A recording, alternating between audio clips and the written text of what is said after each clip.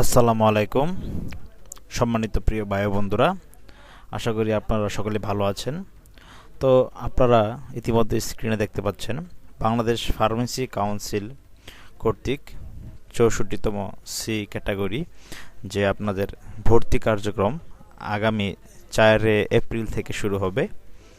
তো এই বিষয়ে আমি আজকে আপনাদের সামনে একটু কথা বলবো, কি কি ভুল করলে আপনার আবেদনটি বাতিল হয়ে যেতে পারে এবং কি কি ভুল করলে আপনি আবেদনটি আর করতে পারবেন না, এবং আবেদন করার সময় যে ৫,০০০ টাকা আপনি জমা দিবেন সেই ৫,০০০ টাকা কিন্তু ভুল করলে আর ফেরত পাবেন না। তো আজকে এই বিষয়ে আমি আপনাদের সামনে একটু কথা বলবো। তো আপনারা ভিডিওটি একটু ধৈর্য সহকারে দেখুন। এই দেখতে পাচ্ছেন বাংলাদেশ ফার্মেসি কাউন্সিল, এই যে এখানে আছে অনলাইনে আবেদন। এই অনলাইনে আবেদন এখানে আপনি ক্লিক করে আপনি তাদের যে সাইট আছে অনলাইন আবেদনের সাইট, এখানে ঢুকতে পারবেন।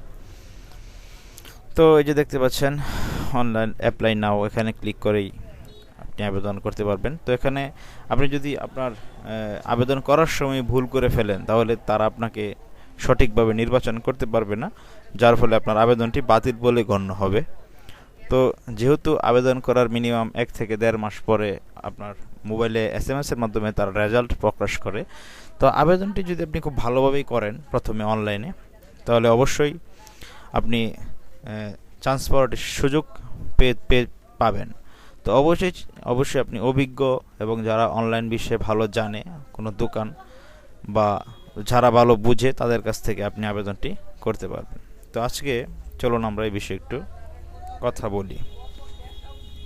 এইখানে আপনারা দেখতে পাচ্ছেন যে ফার্মেসি আবেদন কোর্স করার জন্য কি কি আবেদন করছে, আপনার কি কি ভুল করলে আপনার ক্ষতি হবে বা আপনি আর আবেদনটি সঠিকভাবে আপনার সব কিছু পূরণ না করলে আপনার আবেদনটি তারা বাতিল করে দিবে।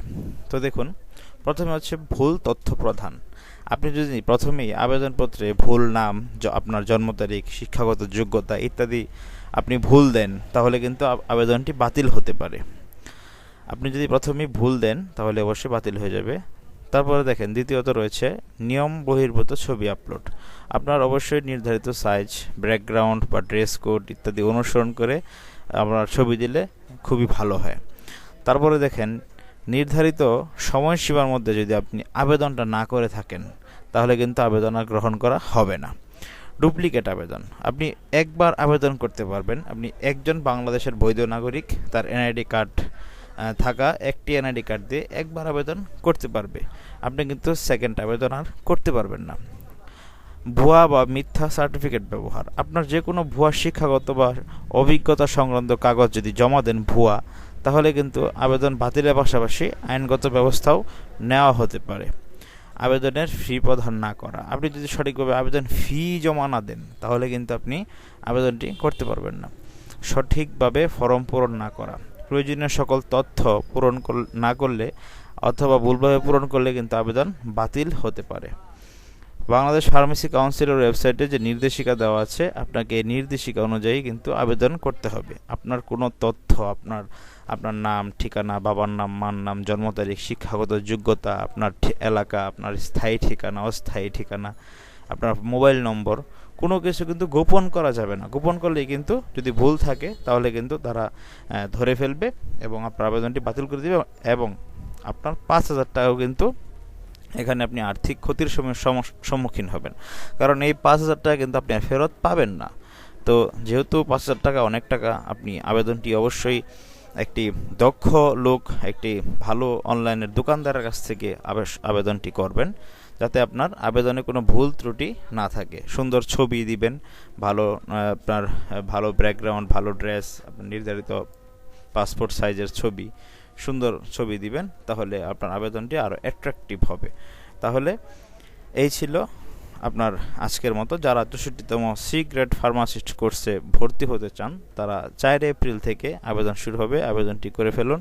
আপনি অবশ্যই মনে রাখবেন, আপনি যদি একজন ঔষধ ব্যবসায়ী হন তাহলে অবশ্যই কিন্তু আপনার এই সার্টিফিকেটটি লাগবে। সি গ্রেড ফার্মাসিস্টের সার্টিফিকেটটি আপনার অবশ্যই লাগবে। তো সপ্তাহে একদিন শুক্রবারে ক্লাস হবে, আপনারা এখান থেকে বই দেওয়া হবে, আপনারা নিয়ম অনুযায়ী ডাক্তারের কথা শুনবেন, ক্লাস করবেন। সবার জন্য শুভকামনা থাকলো। আপনারা সঠিকভাবে আবেদন করুন। এই ছিল আজকের মতো। যদি আপনাদের কোনো ধরনের প্রশ্ন থাকে আমাকে কমেন্টের মাধ্যমে জানাতে পারেন। তো এই ছিল আজকের মতো। ভালো থাকেন সকলে। ভিডিওটি ভালো লেগে থাকলে অবশ্যই চ্যানেলটি সাবস্ক্রাইব করে পাশে থাকা বেল আইকনটি চেপে দিবেন। আমি সরকারি বেসরকারি এনজিও যে কোনো ধরনের চাকরির বিজ্ঞপ্তি নিয়ে আপনাদের সামনে অনেক টেকজন থেকে হাজির হয়ে থাকি। তো এই ছিল আজকের মতো। ভালো থাকেন সবাই। আসসালামু আলাইকুম।